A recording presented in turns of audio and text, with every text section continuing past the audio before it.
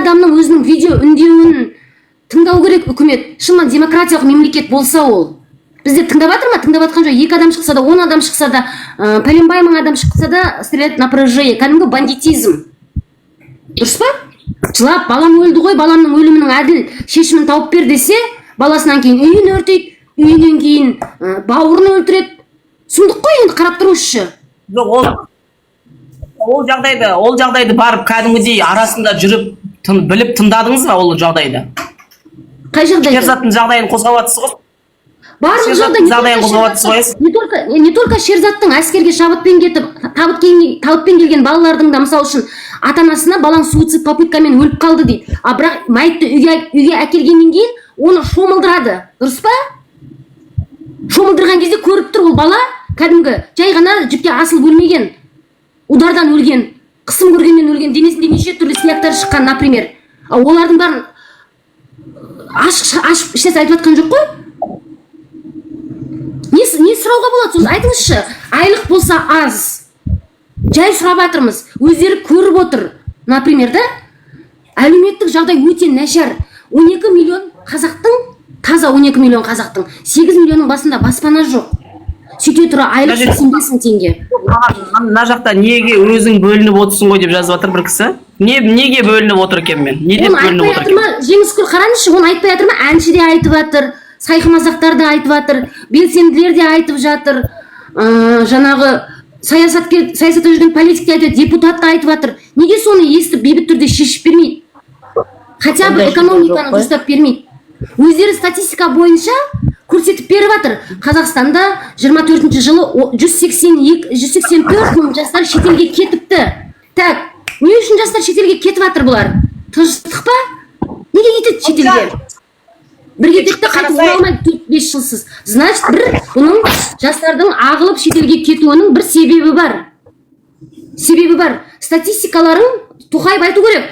Мына жастардың шетелге кету статистикасын көрсетіп жатқанда, көрсетті оған, 24 жылы 184 мың жас шетелге кетті дейді. Тоқаев, оппа, бұның себебі не? Салдары қайда алып барады? Жастарымыз жылда солай кете берсе шетелге.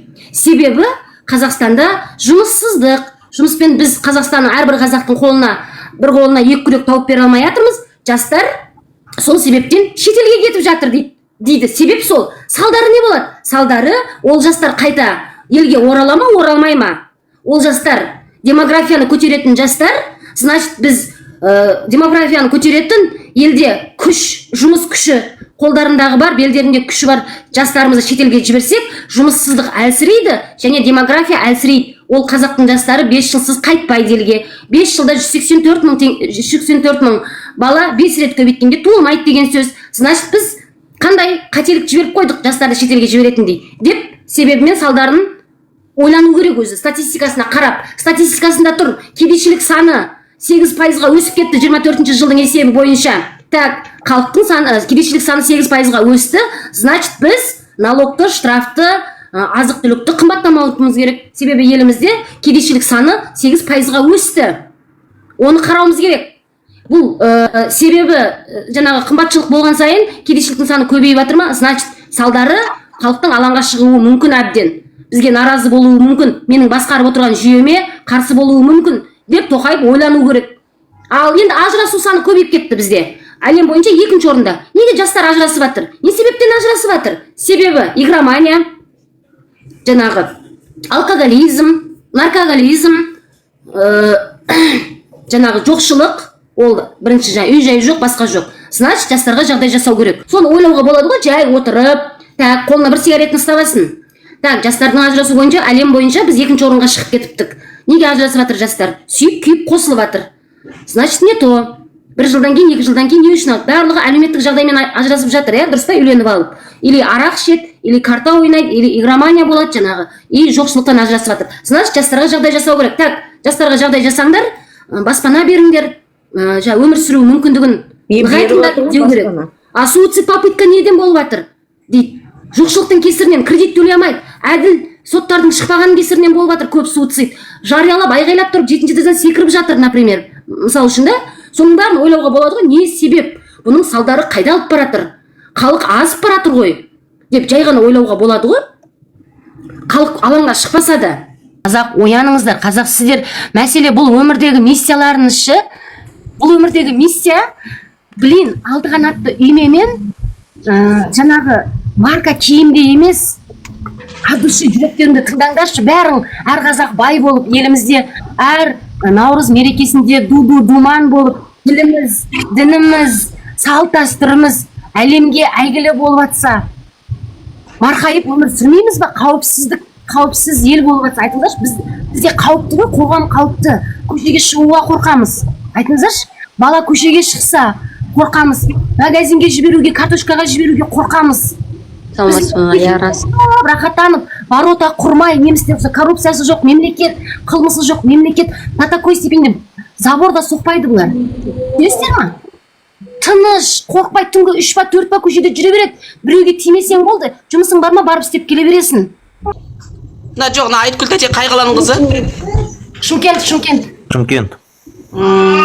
Тәте, мен де мысал үшін ойлаңызшы, Қазақстанда жүріп 25 жаста документ алдым. Сенесіз ба? Қандай документ? Қазақстанда жүріп 25 жаста паспортымды 250 мыңға сатып алдым. Мен әке-шешемнің жоқ, басқа ұлт емес, басқа жақтан келген жоқпын. Мен Қазақстанда жүріп, әке-шешемнің документі болмай, сонымен папам мен мамам СССР-дің документін жоғалтқанда, көк паспорт ала алмай қалғанда, сонымен папам қайтты, мамам қайтты.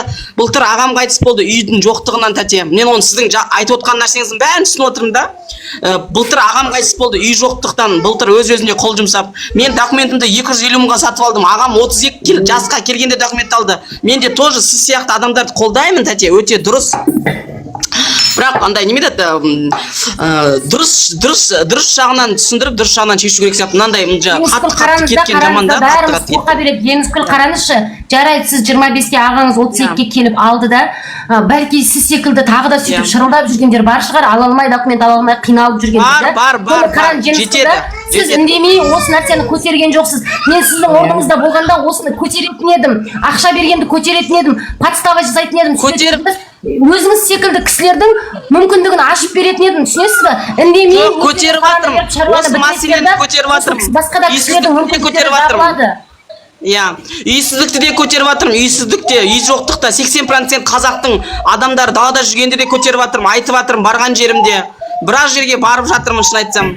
Просто андай да, андай енді мен сізге қатты нетпеңіз деген себебім просто өзіңізге зиян келген кезде просто мына жерде мысал үшін білмейсіз ғой кімнің дос, кімнің қас екенін тәте. Менің жүргеніме біраз болды бұл саясатта, уайымдамаңыз.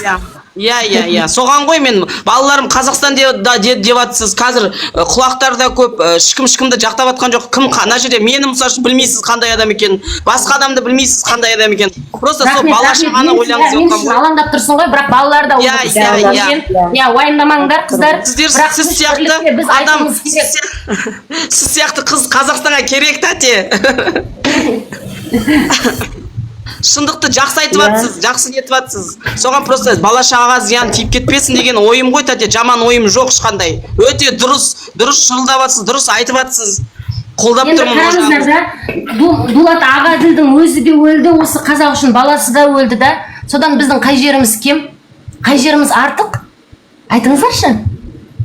Неге біз Дулат Ағаділ секілді, Жанболат Ағаділ секілді, Арон Атабек секілді, жаңағы Заманбек Нұрқаділов секілді, тағысын тағы көп қазақ секілді қазағымызды сүйе алмаймыз? Неге біз дүниені сүйеміз?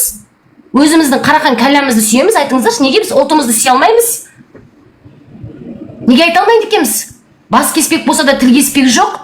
Бәрімізге келетін, ертелі келетін, кеш келетін бір өлім ол. Балаға да, қолдарында отырып балаларынан айырылып отырсыңдар ғой. Ажал келетін болса, Алладан келетін болса, қолда отырып өлет бала деген. Өзіңде ертелі кеш келет бір өлім. Бірақ ұлтымыз үшін бір дүние жасап беруіміз керек. Себебі ұлтымызға зұлымдық жасалынып жатқан кезде Алланың өзі айтқан, зұлымдыққа қарсы күрескен адам ол жәннаттық емес деп.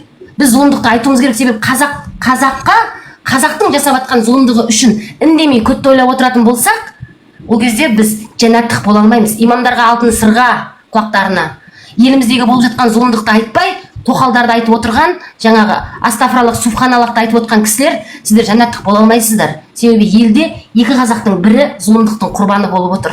Оны айтып отқан жоқ имамдар. Так что сондай қыздар, иә, рахмет. Мен үшін қорқып жатсыздар, иә, ол ата-анам да қорқытты, жылады, сықтады.